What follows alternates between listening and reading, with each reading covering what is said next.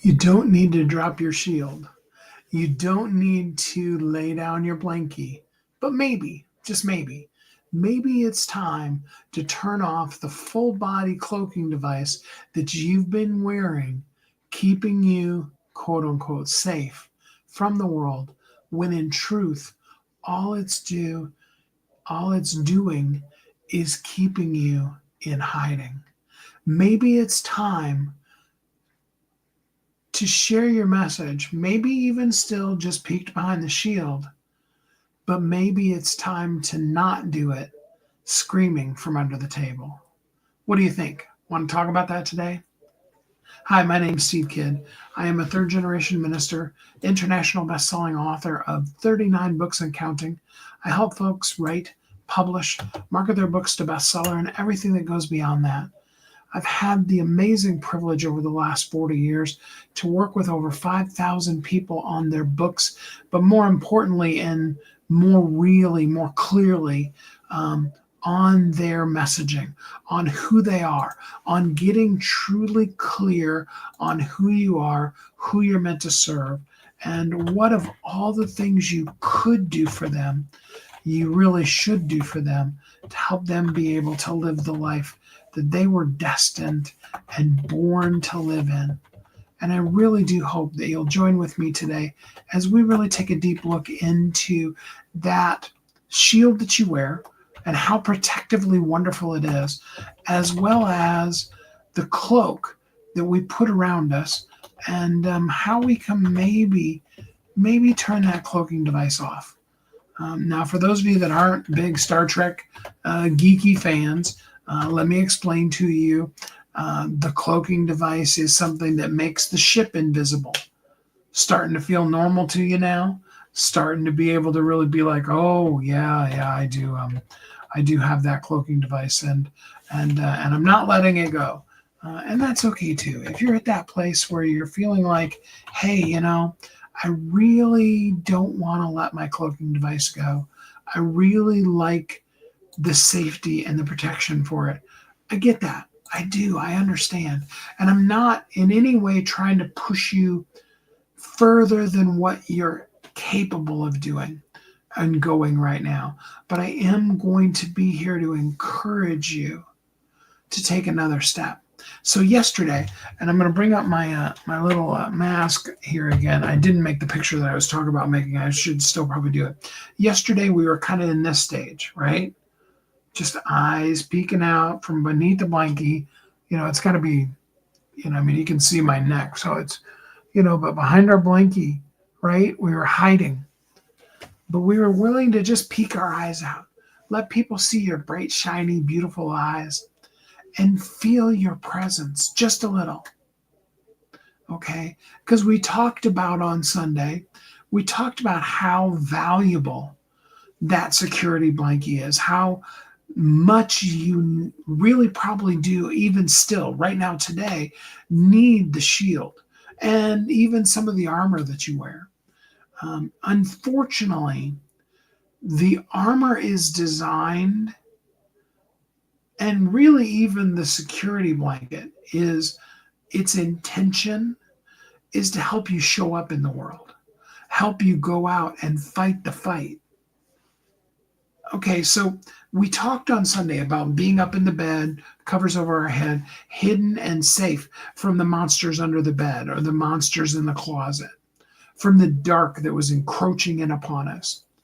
I'll never forget, and it's even more so out here in the middle of nowhere that I live now, but when I was still living in Southern California, we moved from a neighborhood. I literally lived on Pumpkin Street, and this has absolutely nothing to do with what I'm talking about, but you want to talk about a street that got trick-or-treated on a lot. Oh my gosh, did we go through candy? Has nothing to do with that.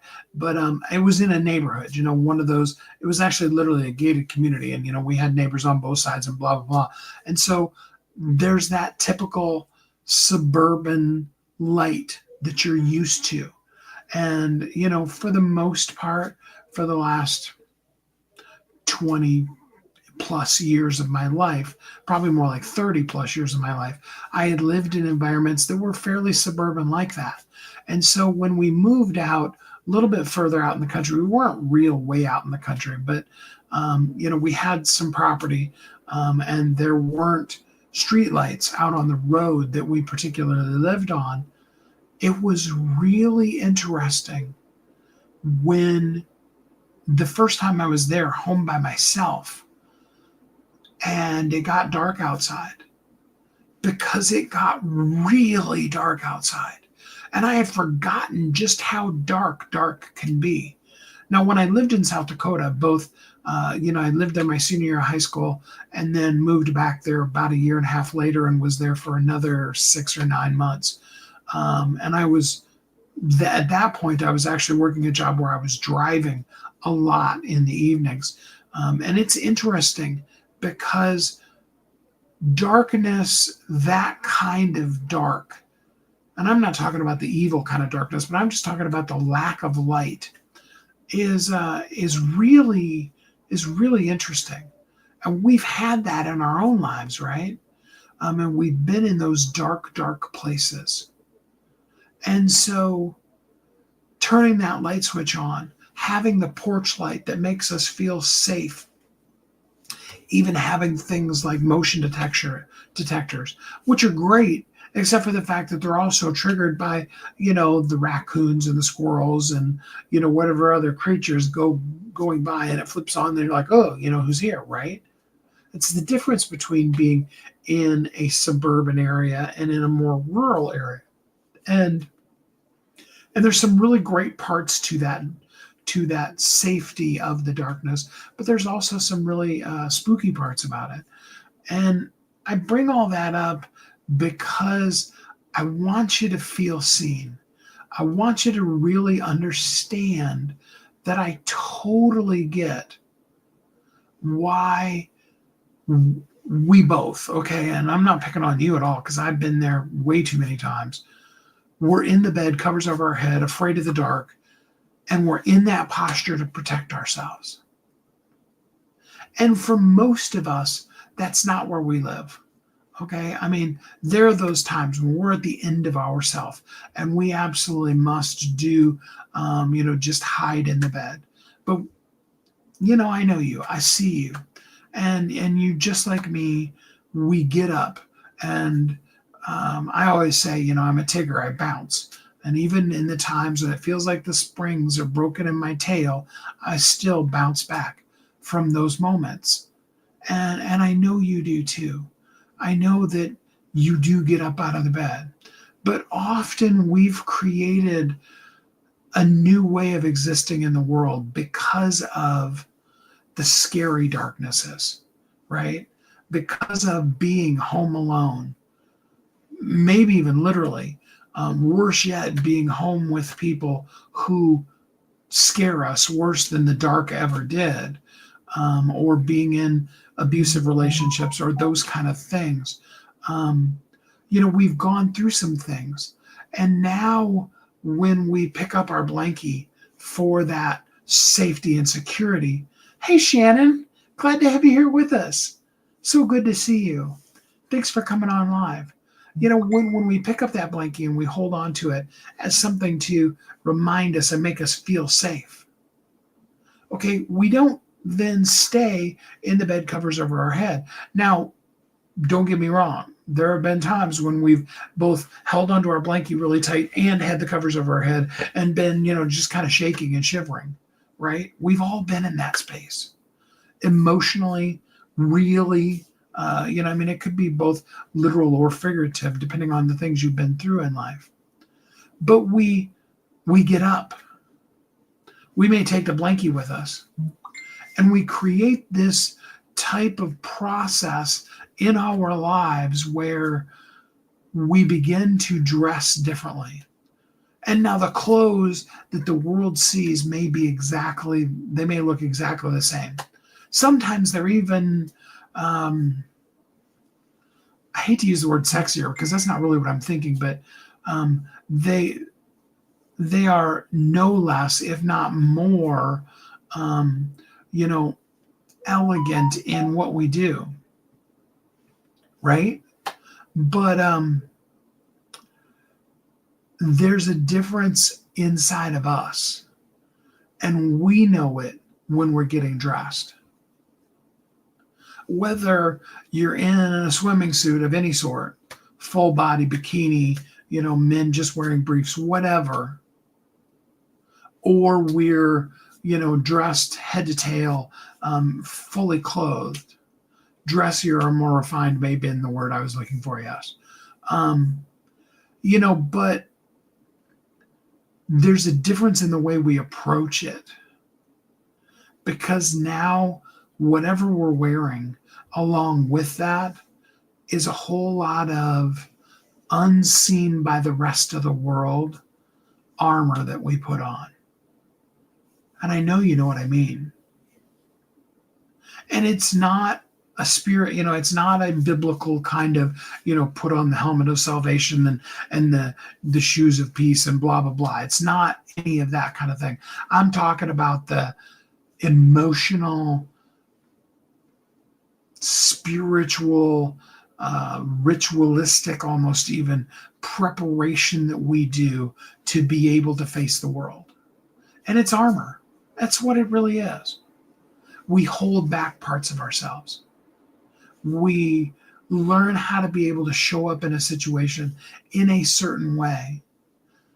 And really, if the world knew inside of how we feel going out into the world, if you've ever seen a knight in full body plate mail, the visor down, all of that, the shield up, all of it, that's how we show up in the world. All too often. Because of the pain and the hurt and the things that we went through. Programs we repeat. Mantras that we have that aren't, we've talked a lot the last couple of weeks about, affirmations and asking ourselves and saying the things that are positive and encouraging, but those aren't the things we're repeating. They're the things that we repeat to keep ourselves safe, to make ourselves feel like we're okay. Right? And then we go out into the world, and that's the biggest piece that I want you to see. That armor you're wearing, it's been so you can go out into the world in whatever level you can. And whether you're full-blown, literally agoraphobic, and the most you could possibly do is open your door, or, it's more internalized and the world doesn't see it, it's still that same kind of armor. And slowly over time, we begin to allow ourselves to show up in public with a little less of that armor on, sometimes. But sometimes it's gone even further than that. And that's where my little snarky title came in. Because sometimes, even though we don't know how to not show up in the world, and that's really what it is, we often are emotionally in a place where we'd like to stay in the bed with the covers over our head, right? We really would. But in truth, what we end up doing is we put on the full armor and we go out there.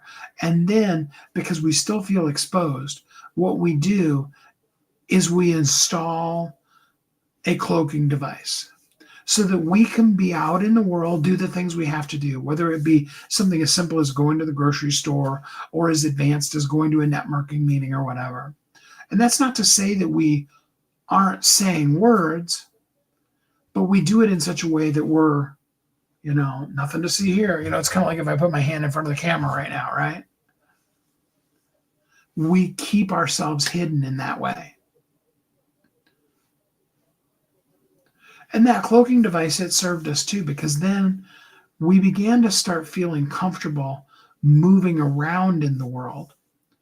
And because I know you, and because I know your 20 or 30% that you've been operating at outshines most people's 120%, full armored, in full absolute cloaking device. When you do speak, you're actually just basically shouting from underneath the table, hidden in that kind of a way that you're never really seen. Not really.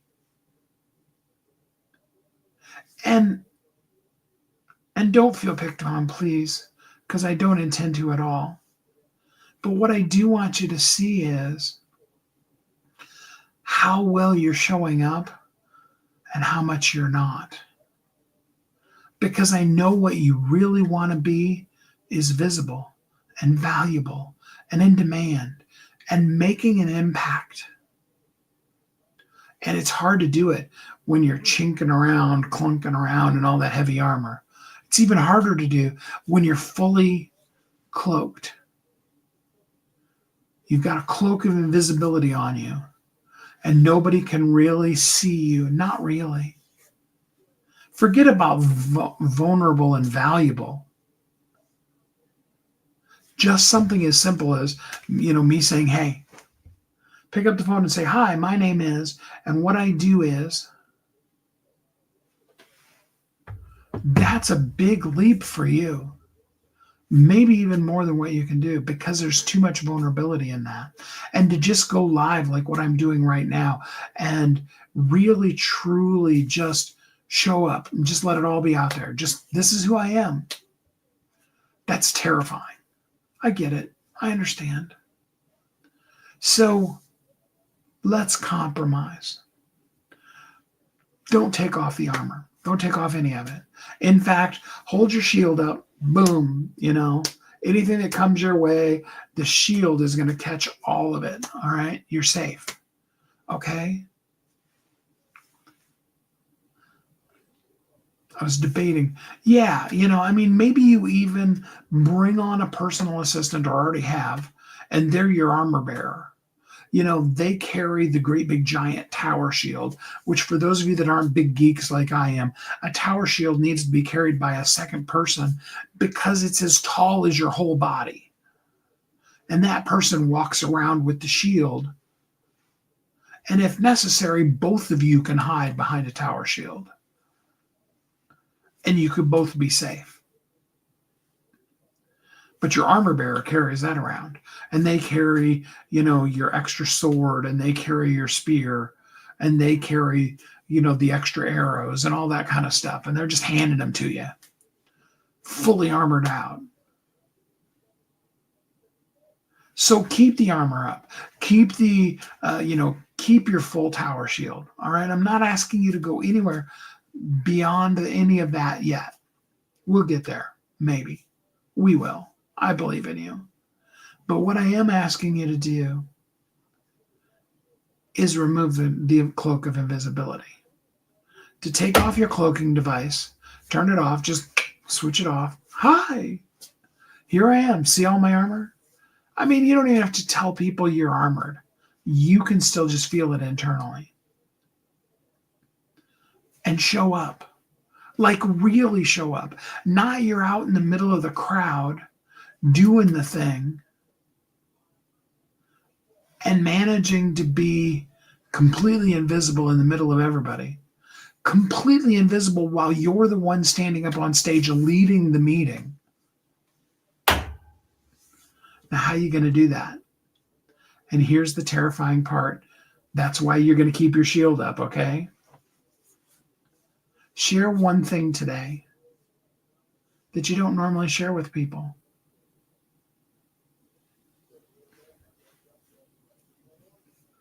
Just that simple. Now, I mirror this for you constantly. I'm constantly sharing with you private and personal stuff about, my divorces and the fact that I have 6 grown children and I really basically never see them and don't have relationships with them. And it's painful. With the 5 oldest of them, for those of you that don't know, I was a single parent of the 5 of them for almost 5 years. My first wife left me to go live with her drug dealer. And they eventually actually even got married for a while, and then she divorced him and blah, blah, blah. All of that doesn't matter. But in the meantime, I was home with 5 lost kids, 3 to 13 years old. Not because I'm some kind of superhero or because I can even tell you how I managed to do it. It was just what you do. And they grew, and each one of them went through a process where they needed to felt like they needed to reconnect with their mother. Okay, I'm not going to lie to you and tell you that it didn't hurt massively. And each one of them went through a process where they needed to assign all of the hurts of their past onto something, and it all landed on me. And it's still there today. My sixth child, my daughter Maya, um, actually, we have a better relationship now than we did her whole entire life growing up. And a lot of that has to do with the reality of her cancer journey. Um, and they're all busy. They have their own lives. I mean, Maya has two dogs, but the rest of them all have kids. Well, no, that's not true. Alex doesn't have children either. Um, and I pray for them, but we don't have that closeness that we did, when it was us six against the world. And there's not really a whole lot that can be done right now to change it. It is what it is. Now, was it fun to share that level of vulnerability to you? Not really. No. It's one of the hugest, if not the hugest failure I feel in my life. And with not much of anything that I really feel like I could have done to change it. Few things that they think I should have done to change it. I know from living inside of my skin, I did my best. I'm not saying it was necessarily even good, but I made the best choices with the information that I had and with the level of growth and maturity that I had at that point in my life. Sure, at 58, I can go back and I can tell you things that now at 58 I know that I didn't know at 30 or 35 or 25 that I could do differently now because I've lived another 30 years. But in those moments, you do the best that you can do. Now, that's a very personal, extreme example of dropping the cloaking device and sharing with you something deeply, deeply personal. And I'm not asking you to necessarily go to the level 10, top of the summit level with it right off the top. That wouldn't even be fair of me. But pick one thing today, one thing that you don't normally share. I'm not saying that you've never shared. I'm just saying that you don't normally share. And when we pick up our phone and we say, "Hi, my name is," and what I do is, what I'd really like to tell you today, many of you don't know this about me, but when I was, or when I went through, it's one of those kind of things. You see, we connect one to another when we drop the cloak and we just show up. You need the armor. You need the shield. You need it when people attack you then because they're like, well, how come you failed your children? Or, how do you possibly have any right to stand up on stage and talk about things, especially when I write books, which I have written on relationships, when you've got two failed relationships. And I've gone through all of that, and I understand that questioning of it. But the truth of the matter is somebody else has gone through that or is going through that and feeling like that complete failure that I have had that total feeling for. And they need me to be real and true and honest. Yeah, your beacon gets brighter as you shine your light. You can only light the way for the person behind you so that they maybe don't go through all you went through if you shine the light. When we live in this polished and perfect world, there's the old saying that says, never trust your knight in shining armor, because A man in shining armor is somebody who's never been in any battle. And it's true. What you want is the guy with the twisted, gnarly mud all over it, blood stained, looks like it needs massive repairs. That's the guy in the armor you want to show up for you. No, not creaky and rusty and unkempt and untaken care of, but battle worn.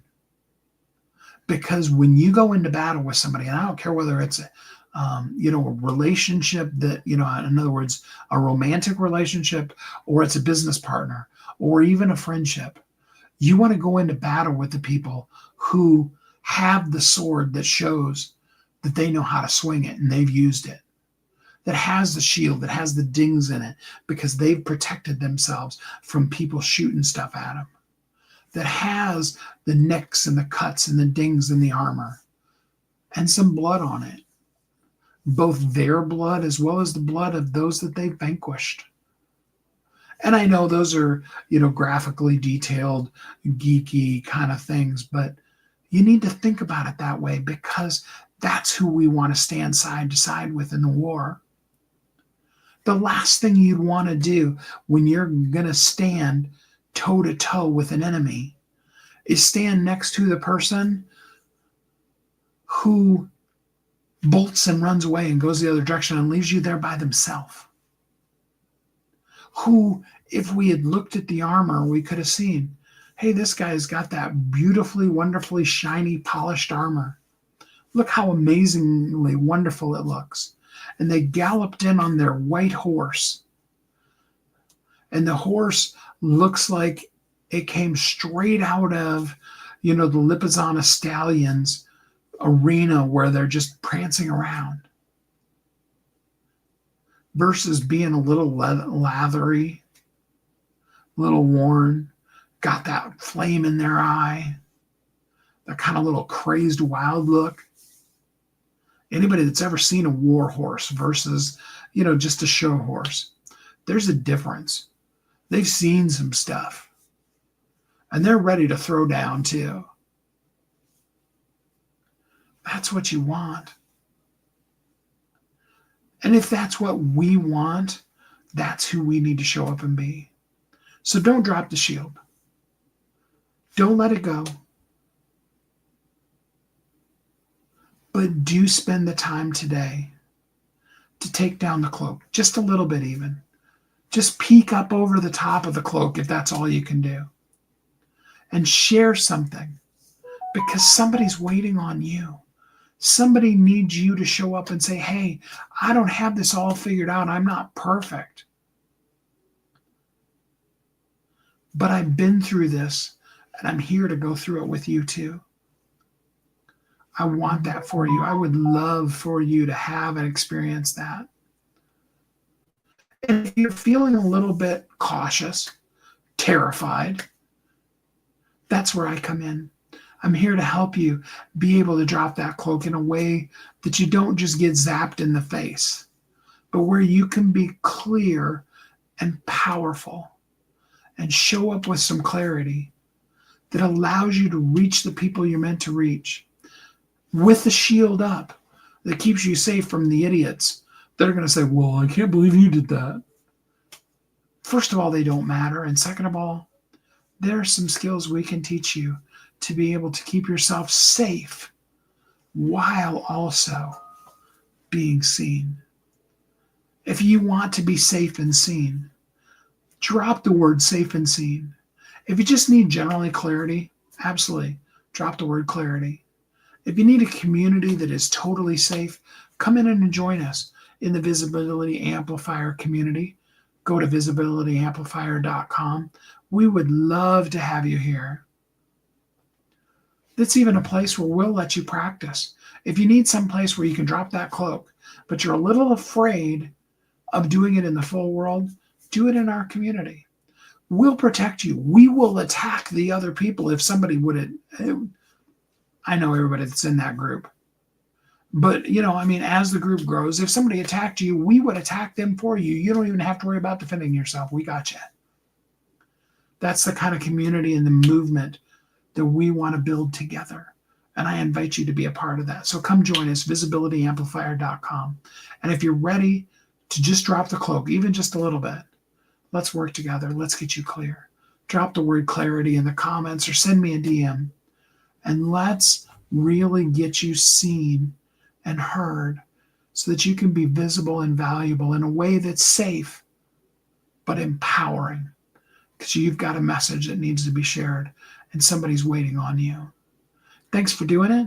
Thanks for joining me. I'm so grateful to have you here with us. And until we're together again next time, I hope you have a great week.